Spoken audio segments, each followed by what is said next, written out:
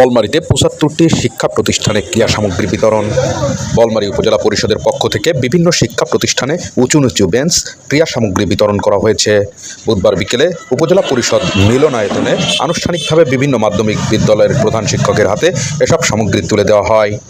উপজেলা পরিষদের আয়োজনে ২০২৪-২৫ অর্থ বছরে বার্ষিক উন্নয়ন প্রকল্পের আওতায় ৭৫টি শিক্ষা প্রতিষ্ঠানে ৮ প্রকার ক্রীড়া সামগ্রী বিতরণ করা হয়েছে।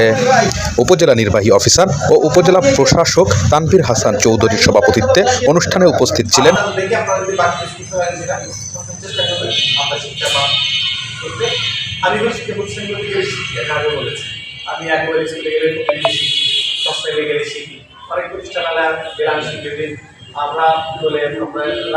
উপজেলা কৃষিবিদ আলভির রহমান, মাধ্যমিক শিক্ষা কর্মকর্তা মোহাম্মদ জালাল উদ্দিন, প্রকৌশলী পূর্ণেন্দু সাহা প্রমুখ।